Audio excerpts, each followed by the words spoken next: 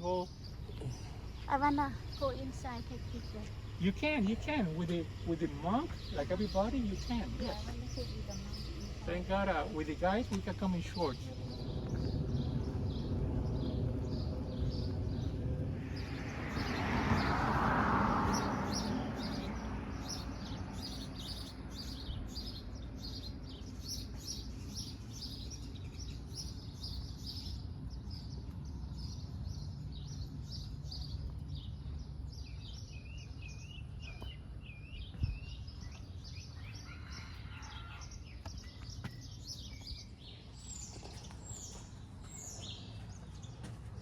Look at that buckle, you know?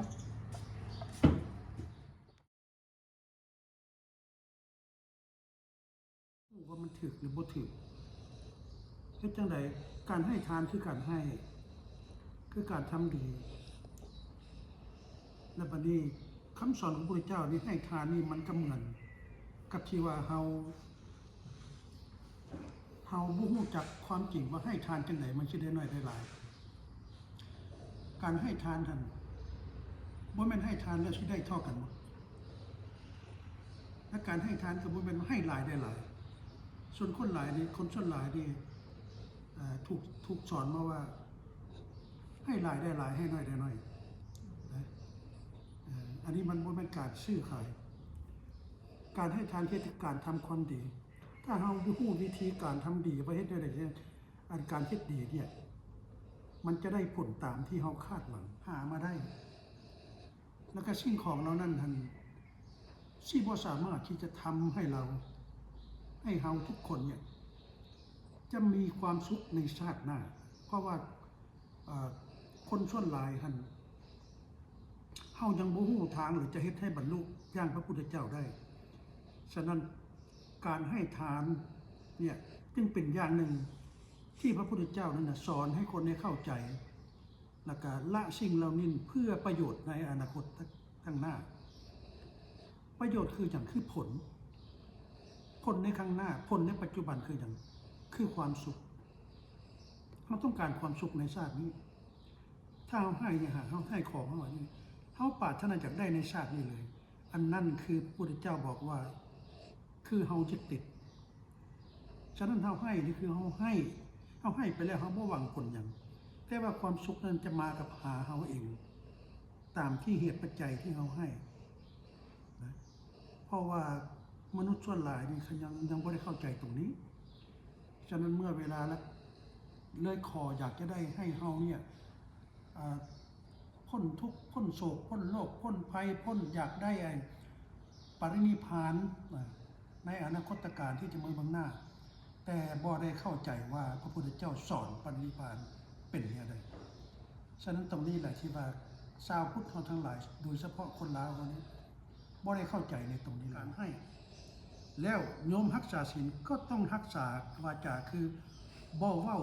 ตัวบ่เว้าคำหยาบบ่เว้าที่จะไปให้ผู้ใดเครียดเคืองกับตัวเองอันนี้แหละคือการทำบุญดังนั้นการรักษาศีลเป็นการทำบุญที่สูงกว่าการให้ฉะนั้นการภาวนาหรือว่าการทำสมาธิการรักษาจิตใจบ่ให้บริสุทธิ์ผ่องใสนั่นแหละคือการภาวนา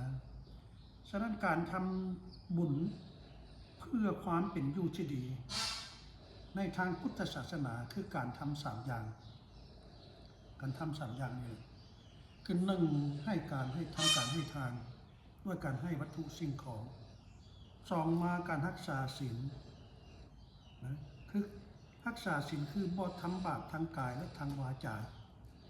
คือการเว้าทางการเว้า3มาคือพยายามรักษาใจบ่ให้ใจของเราเนี่ยคิดฟุ้งซ่านเกิดความทุกข์อกทุกข์ใจคือสำรวมทั้งกายและทางวาจานี่คือการกระทำกรรม3อย่างนี่แหละคือการให้การทานในทางพุทธศาสนาที่ว่าชาวพุทธเราบ่ได้เข้าใจในขณะนี้โยมกำลังฟังอาตมาอยู่นี้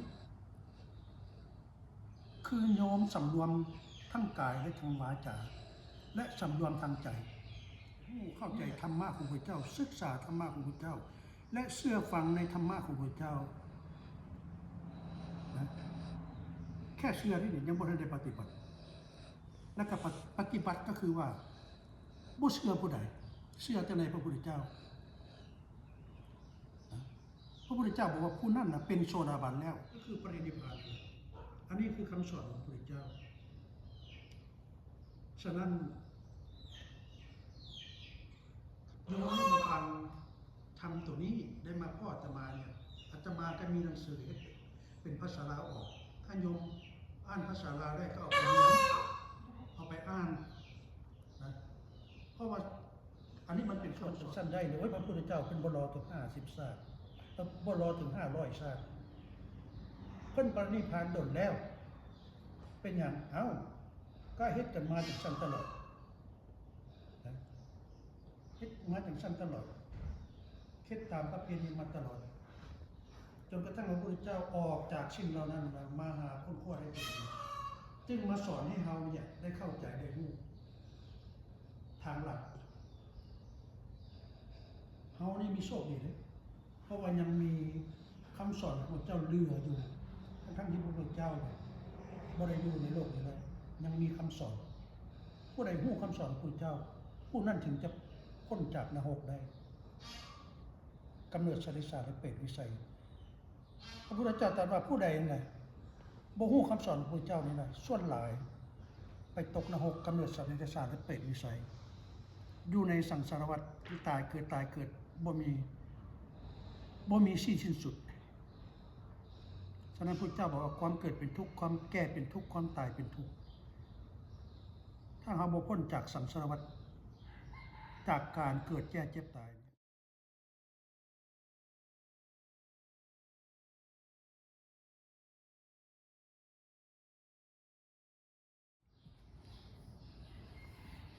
The people know what is gaining enlightenment, but they don't know,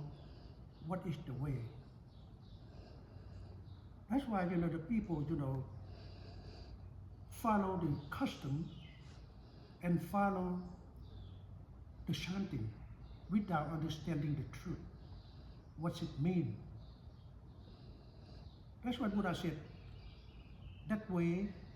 no way.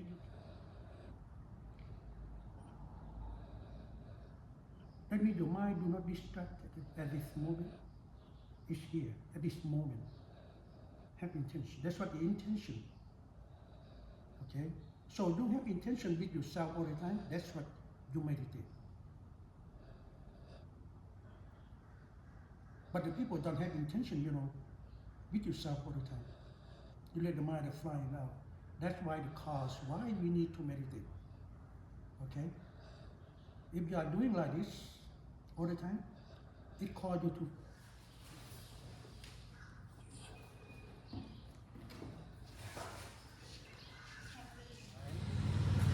เอามาจับจานอาหารได้จับถ้วยจานนะจับถ้วยโอเคเอาสาธุโอเคได้แล้วโอเคได้แล้วโอเคไปนั่งแล้วกันมานั่ง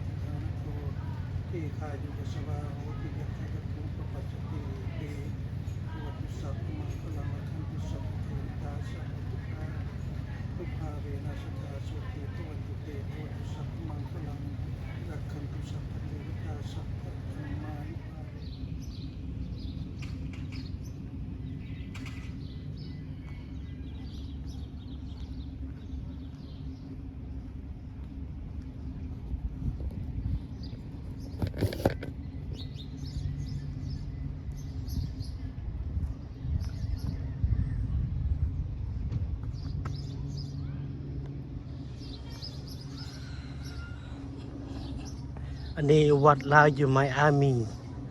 พี่น้อง This temple Lao temple at Miami Florida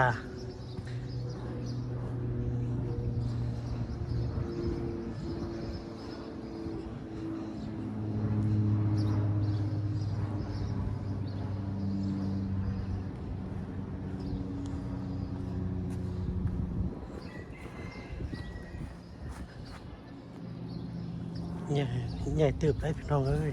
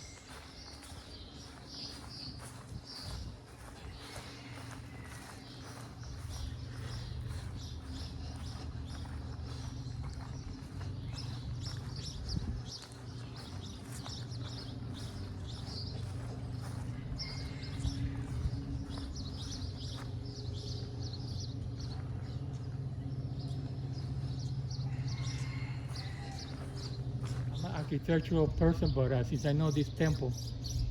that's one. That's perfecto.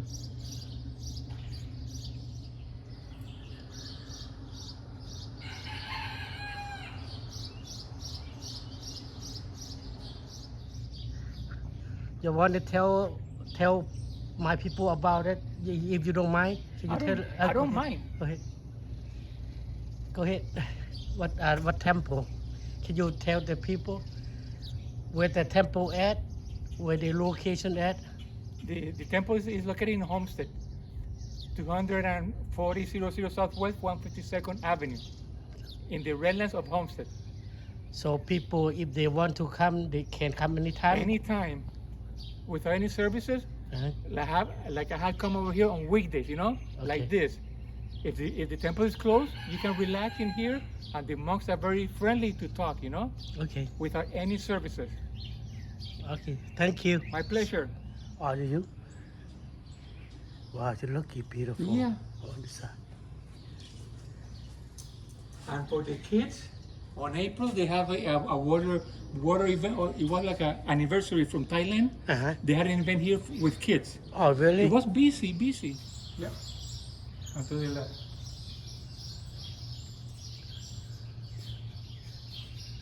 Wow.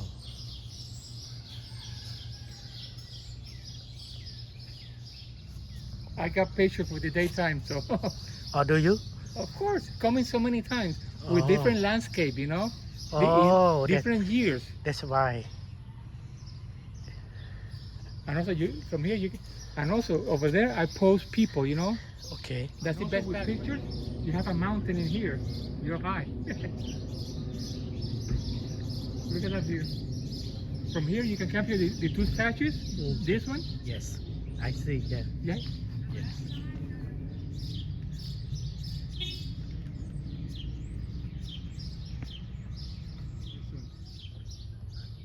The one in the front? You talking about? I show you the one in the front. Yep, that one. You're from Vietnam, so from From Thailand, Laos. Laos. right? Laos, where's it at? Near, Thailand? nearby Thailand. I have seen the Thailand temples, gigantic. Or gigantic. Oh. There we go with picture. That's good. And then further back. Thing.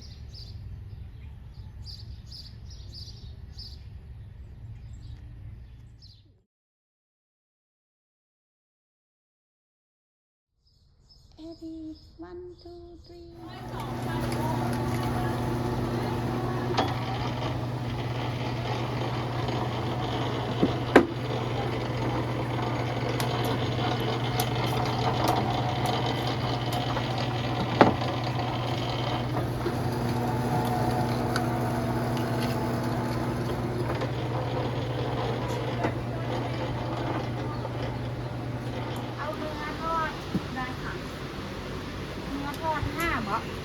อันนี้นะ500 กล่องเพราะว่าเนื้อที่ขายกล่องละ10 บาทไปเลยเนาะกับข้าวเหนียวไปเลยหรือว่าไงข้าวเหนียวกับหมูอ่ะขายกับหมูนะ ข้าวเหนียวกับหมู10 บาท จ้ะ แล้วก็เอาไก่10 บาทโอเคอย่างละ10 ไปให้4 ตอนโอเคแล้วข้าวเหนียว ขอบใจโอเค10 20 30เนาะโอเคเดี๋ยวสิใส่ถุงจะเอาไปกินบ้าน อ๋อ จะกลับละสิไปต้องได้เข้าไปเพิ่นเข้าไปวัดแล้วเนาะ พี่เอาหมูทอดใช่ไหมคะหรือว่าไก่ปิ้งด้วย นี่แหละไก่ทอดเนี่ยอยู่นู่น อ๋อโอเคโอเคค่ะได้ อัน ค่ะ นี้10อันนั้น10 จ้ะ เพิ่มให้หน่อย เด้ไก่เนี่ยอีกที่ให้เราอันนี้ มะม่วงอยู่ไสอยู่วัดบ่อยู่ไส มะม่วงอยู่สวนหลายดอกค่ะนี่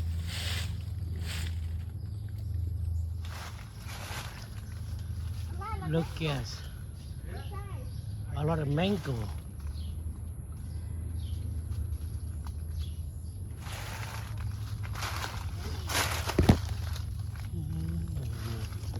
mango tree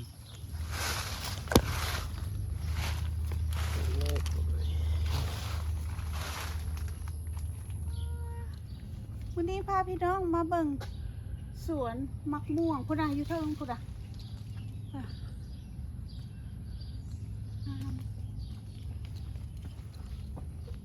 อันนั้นสวนลำไยเด้อค่ะ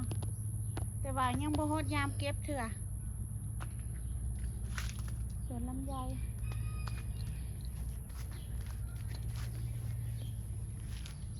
จะอ่อนมะม่วงนะคะ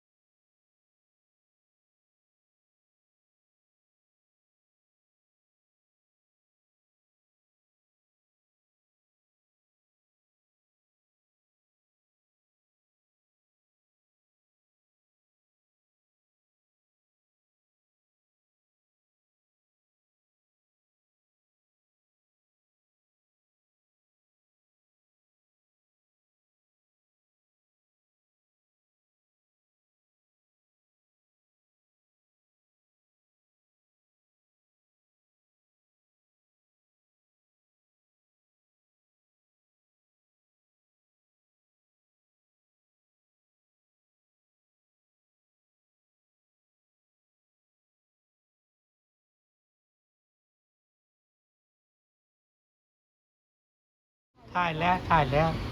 ถามไปซื้อ พี่มันจัดอย่างนี้แล้วก็เดี๋ยวเอานั้นไปแล้วก็เป็นคัมโบให้เขาไปเพราะเราไม่มีผัดไทยลืมของฟ้าเอาสวยๆหน่อย ตัวนี้เป็นอาแซ่บตัวนี้แซ่บกินอยู่ตลอด